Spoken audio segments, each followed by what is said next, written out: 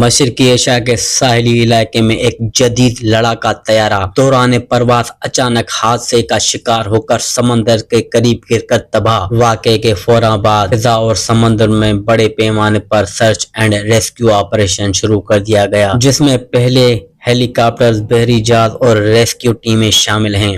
ابتدائی معلومات کے مطابق یہ طیارہ معمول کی تربیتی مشق پر تھا کہ اچانک کسی ہنگامی صورتحال کا سامنا کرنا پڑا۔ حادثے کے بعد سب سے بڑا سوال پائلٹ کی سلامتی کا ہے، کیونکہ امکان ظاہر کیا جا رہا ہے کہ پائلٹ نے بروقت ایجیکٹ کر لیا تھا، تاہم اس کی حتمی تصدیق ابھی باقی نہیں۔ حکام کا کہنا ہے کہ سمندری حدود کے باعث سرچ آپریشن انتہائی حساس اور مشکل بن چکا ہے، لیکن تمام دستیاب وسائل استعمال کیے جا رہے ہیں۔ اعلیٰ حکومتی قیادت نے بھی فوری نوٹس لیتے ہوئے ریسکیو کارروائی تیز کرنے اور حادثے کی مکمل تحقیقات کا حکم دے دیا۔ بعد ازاں سرکاری ذرائع نے تصدیق کی ہے کہ یہ حادثہ تائیوان کی فضائیہ کے F-16 لڑاکا طیارے کو پیش آیا ہے، جو مشرقی ساحل کے قریب تربیتی پرواز کے دوران گر کر تباہ ہوا۔ حکام کے مطابق ریسکیو اور